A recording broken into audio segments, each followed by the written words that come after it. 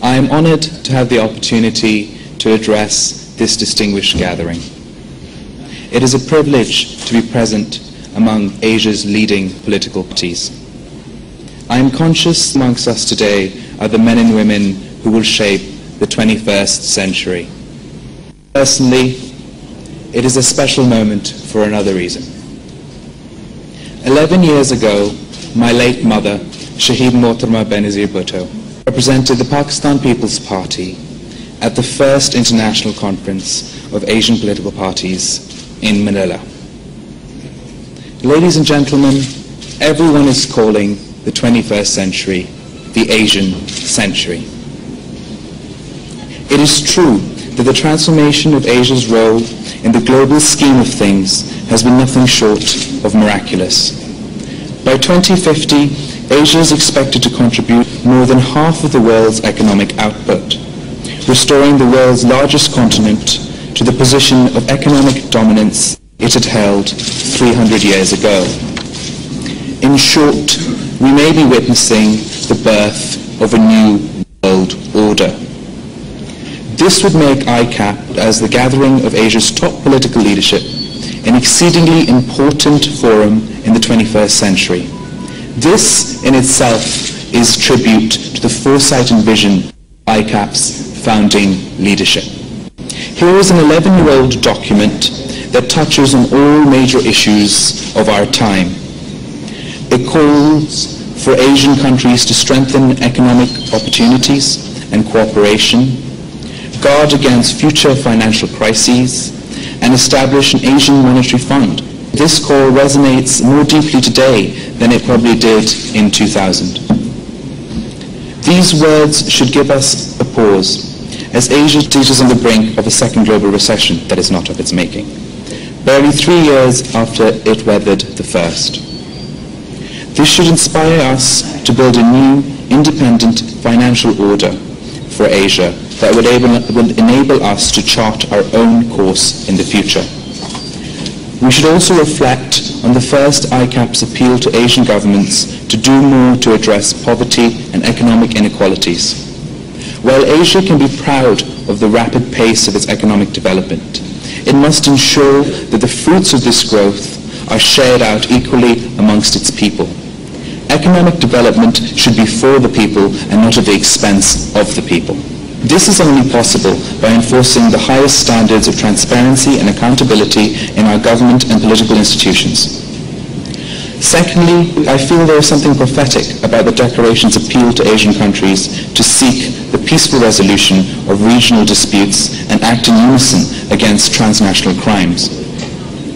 Force alone will not defeat terrorism and extremism, unless it is force tempered with political engagement and economic development.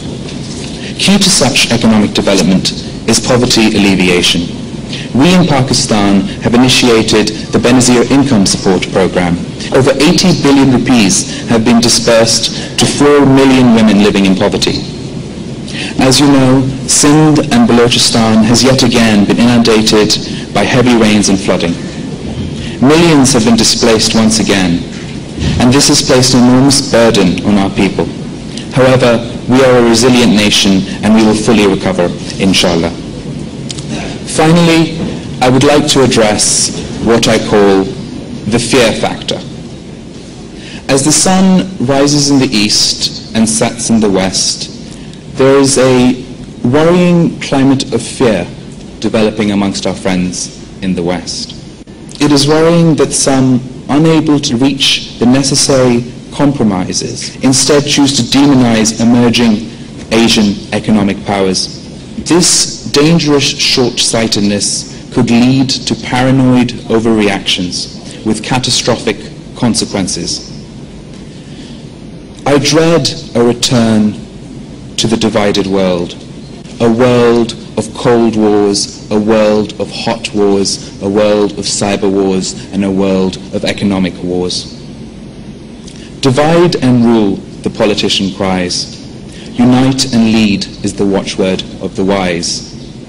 We want a united world of equals, not a divided world of rivals. I stand before you. I stand before the world as a son who has lost his mother to the evils of terrorism. I stand before you a son willing to risk my own life to rid my country, my region, and the entire world of this menace. This menace is the mindset that assassinated Shaheed Mohtarma Benazir Bhutto. This mindset poses the greatest threat to the way of life as we know it. My country lies a wounded victim of terror. We don't lack the will, we lack the means. We are neither complicit nor are we incompetent.